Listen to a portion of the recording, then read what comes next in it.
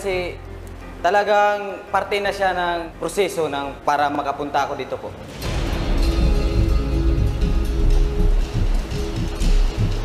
Handa ka na ba, Yam-Yam? Yes po, kuya. Kung gano'n, magsisimula na tayo. Totoo ba na ikaw ang pinakamahina sa tasks at hindi ka naaasahan? Ano may sabi nun? Mga tao. Answer the question. I don't think so. Hindi. Kasi sa bawat task na hinaharap namin, may naiambag akong marami. Diba sa fashion show, si Lou gumawa ng mga costume mo? Yes po. Pero, sa time na yon, mas marami akong ginagawa kaysa sa iba. Pag-aaral at saka wanted kami ng time na yon. Fashion show pa. Kaya medyo nababawasan yung time na ko sa weekly task na yun. Kaya medyo nahuli ako. Yung second question ko sa'yo, totoo rin ba na wala kang panindigan pagdating sa tasks at sunod-sunuran ka lang sa mga pinapagawa sa'yo? Paninindigan. I don't think so. Sa lahat ng task, hindi ako naging sunod-sunuran. Kasi pagdating sa task, ibubuhos ko yung lakas ko dyan sa task. Kung anong kaya kong gawin. Alam mo sa aking sarili na may kakayahan din ako parte sa task. Kaya bakit ako maging sunod-sunuran? From the start, kayo lang ni Fumiya lagi ang nag-uusap, nagsasama sa lahat ng oras. Bakit never mong binigyan ng pagkakataon ng ibang housemates na sasamahan sila o kilalanin o kakausapin sila? Yung pagkakaibigan namin ni Luis, wala pala yun. Ha? Ano? Actually, close kami ni Lo. Pero bakit kami lang ni Fumiya? Dahil nga Actually, gumagawa kayo ng sarili niyong mundo. Oo nga. Nagkaka-chika-chikahan naman kami. Yung relationship niyo ba ni Fumiya hindi katulad nila Andre na naka-apekto sa ibang housemate? Sa tingin ko hindi kasi hindi naman kami nagpapabaya sa ibang housemate. Sa lahat ng mga housemates, sino ang pinakabalakid sa iyo para maging big winner?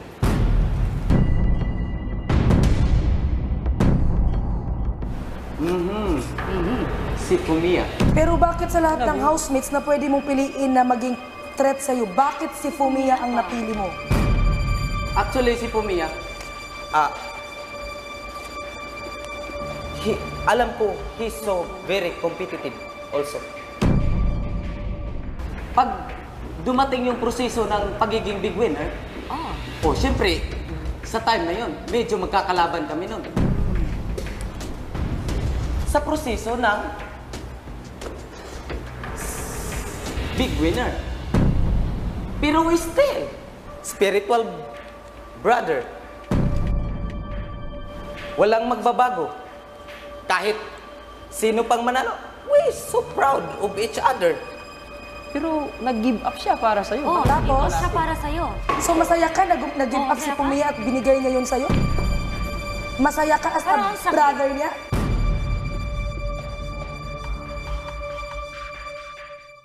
Grabe. Hindi napapansin ng ibang tao kung gaano ko kasakit na yung spiritual brother ko mag-give up sa time na yun. Dahil kung pwede naman, ako din ang mag-give up. Pero Di mo ginawa. Ba't di mo ginawa? Hinayaan mo lang si Fumiya ang ganun.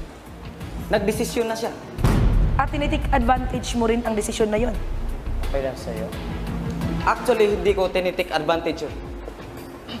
Pinag-isipan namin yun ng mabuti. Binigyan kami ng time para mag-isip. Willing ka din ba sana mag-give up para kay Fumiya? Yes!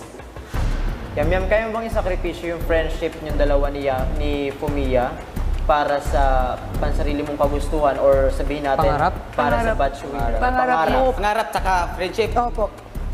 Siyempre, yung pangarap ko yung... So kaya mo isakripisyo yung friendship? Yeah.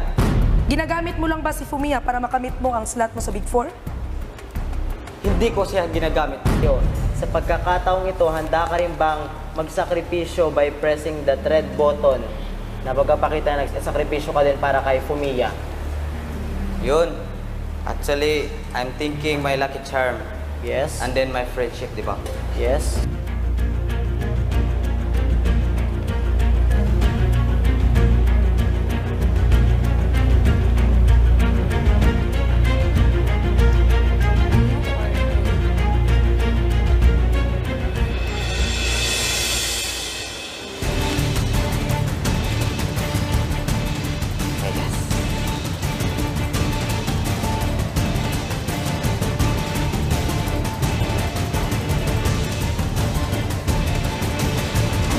My lucky charm.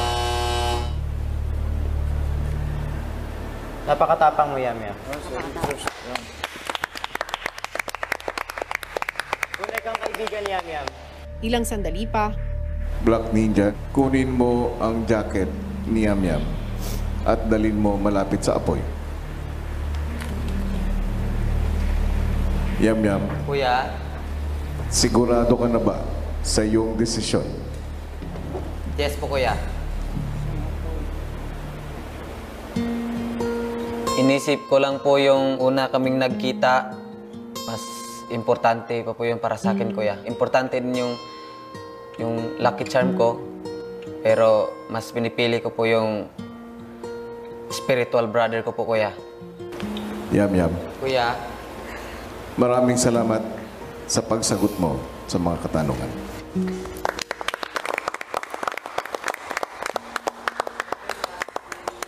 paglabas ni Yam-Yam sa activity area, This time na ano ko si Yam-Yam na dito siya nagpapakatotoo.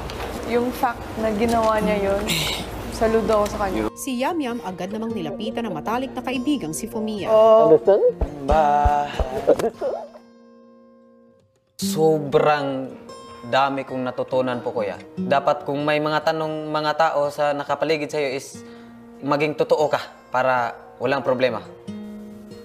Why you are not crying? So weird, you know. Di ba? Abangan bukas, matapos makilati sa mga natitirang housemates, hihirangin na ang Big Four. Sino nga kaya kina Andre, Lou, Chantel, Thea at Fumiya ang magmamay-ari ng huling 3 pwesto para sa Big Four? Abangan yan live na live bukas sa PBB 8.